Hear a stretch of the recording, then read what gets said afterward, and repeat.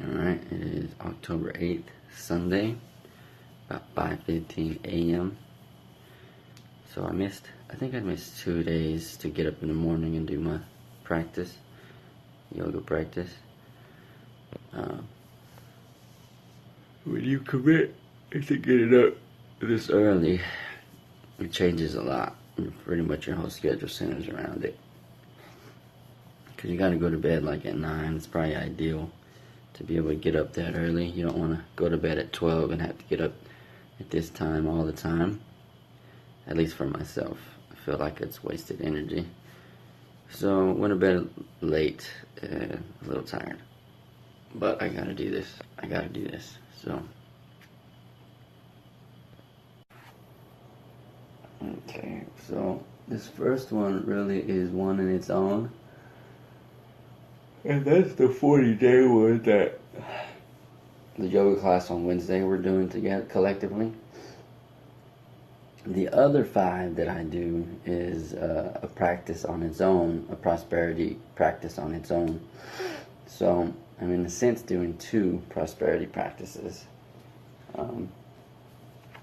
So yeah, I enjoy it. Like I said, after this, I'll feel wide awake as a motherfucker.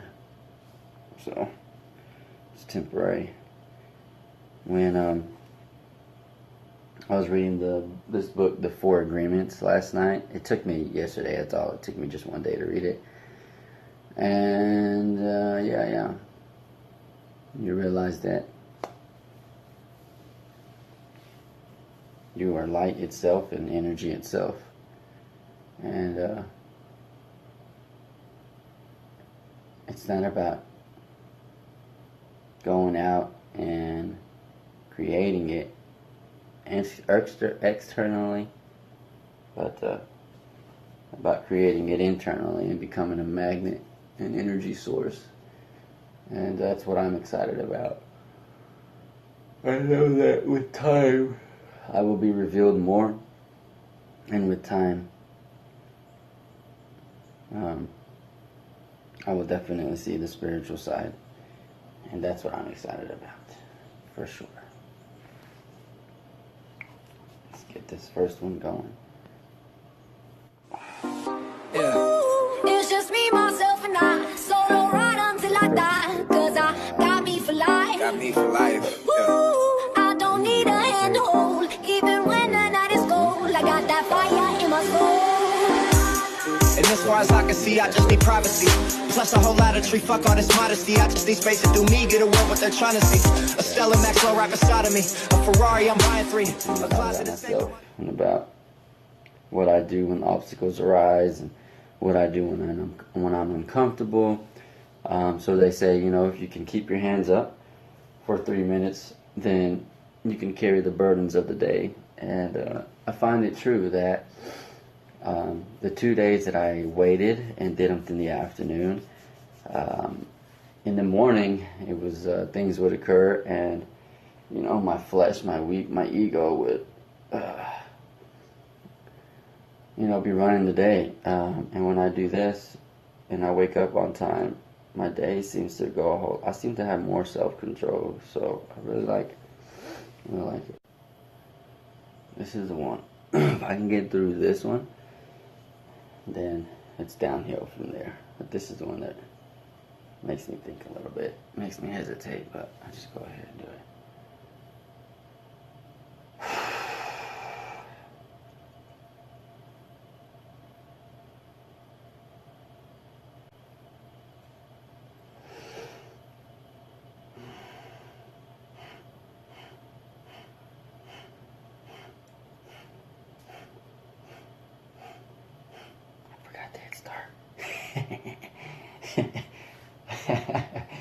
Oh, God.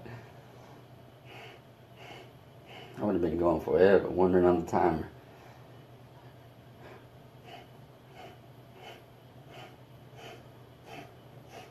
So, since I don't have anyone in front of me to teach, sometimes I speak to myself as if I'm speaking to a large class, because I've made a decision in my mind that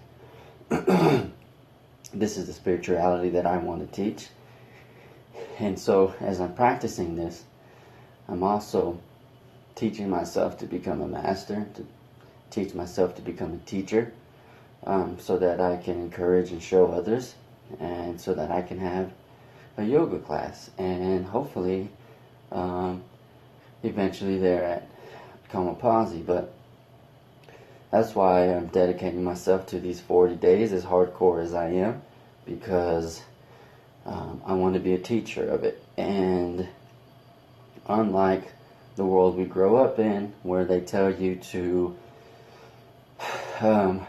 you have to have a degree, you have to have a certification, you have to have all this, I've experienced another side of the world that says you don't have to, and if you just do, then you will draw people to you.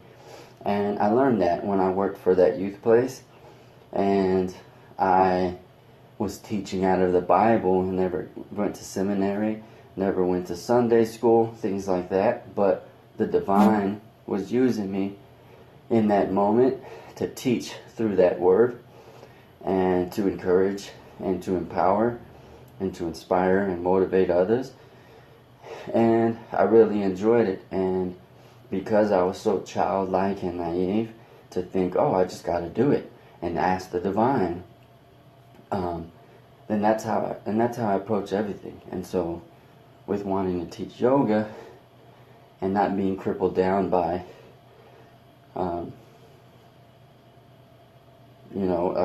expectations or guidelines or rules that govern the way it quote unquote should be done, it gives me the inspiration I need without any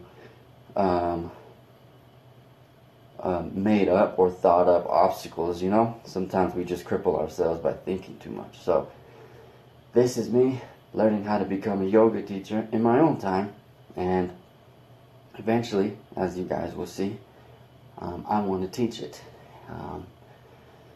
and I think I could do really well at it. So yeah, 3 more seconds.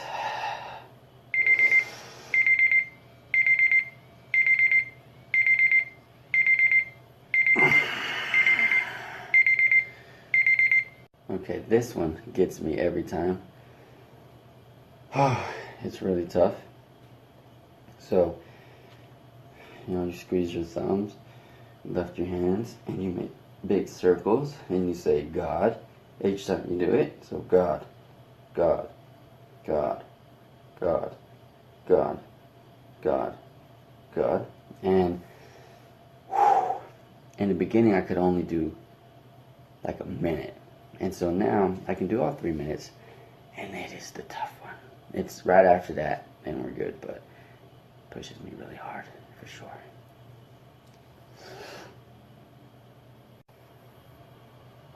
Yeah, that one's a tough one, for sure. So, now I do this one. The Hud Hare Hari Wahe Guru, to cut those karmic ties. So yeah, 2 more to go. Alright, session over. Now, as I said before, I take a cold shower to really wake my ass up. And I think today I'm going to go for a walk right after that. So, yeah. Okay, so at the same time that I'm doing this yoga practice for 40 days, I'm also pulling tarot cards, so that I can look back and see what the universe was telling me on that day. And I think it'll tell its own story. So, I'm not sure if you guys have seen that video or if I posted. I can't remember if I did, but I know people have a certain idea of, first off, Kundalini Yoga, and second, of tarot cards and tarot card readings. So, yeah, and I think I've mentioned it on that other one. If you do, then, yeah, why don't you sit down with me, sit across from me. So if you have an issue with it, for sure, it has changed my perception of also what I have thought of it. So yeah, so I pull 3 cards and every single day, and it tells its own story. And as I was saying right now to myself, that for me, this is in a way rebuilding my self-esteem, because, well, I've never had my self-esteem built up. So this is in a way that my way of God and the universe building my self-esteem up. So don't really care what anybody thinks. It makes sense to me. Yeah, so I'm gonna do that. I was gonna go take a walk, but it's actually really cold out there. It's crazy. So I'm not gonna do that. I mean, I still might. Alright, so it's about 9 a.m. I decided I'm gonna come for a walk. I think I'm gonna spend today just reading. Boy, look at this German Shepherd right here trying to come up, roll up on me and stuff. So, real quick lesson that I learned about dogs. When I was 15, I was at my dad's boss's house, and he had this, canine like that, and I thought it was cool. So I was just calling on it, and it turned out it attacked me. And it really, actually, every morning I wake up, it's been 18 years, and my hands still cramp up every morning. So they cramp up like that because he bit me right here on by my elbow, and it messed up my nerves. And so, anyway, but what I learned after that about dogs is truly the fear deal that everybody talks about. So every time a dog tries to run up on me, I just turn around and I stop moving, and I stand firm, and I look at it right in the eyes, and literally 9 times out of 10 I verbally say, "You're not ready to die." And the freaking dog just takes off every single time. It's so crazy. And I want to, I kind of taught that to my daughters, not to run from this big scary thing coming at you.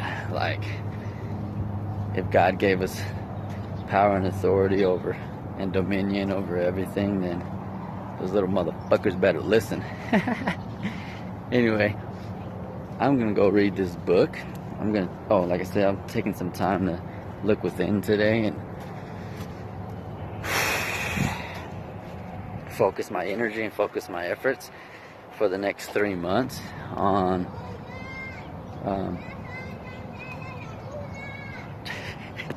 just a few things. So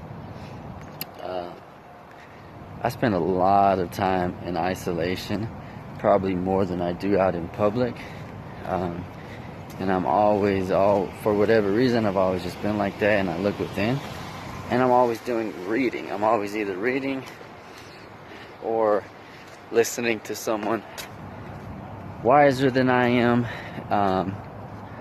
and more experienced in life. Whether that here comes another dog. Let's see what he tries to do. He looks kind of, see, he takes off running. Let's just look at him right in the eyes, boy.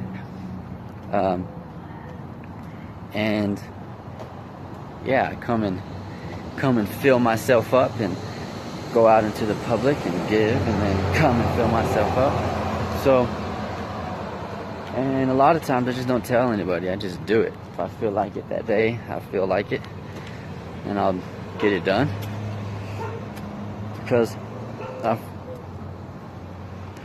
really come to learn to live that taking care of me is also taking care of others at the same time. So, yesterday I read The 4 Elements. Took me just a few hours. That is an amazing book. I'm glad Scott gave it to me. It was perfect timing. Perfect timing. Now I'm going to read The Richest Man Who Ever Lived. And there's some practicalities in here. I don't know if it's more of inspiration or what, but it's real. So let's make some stuff happen.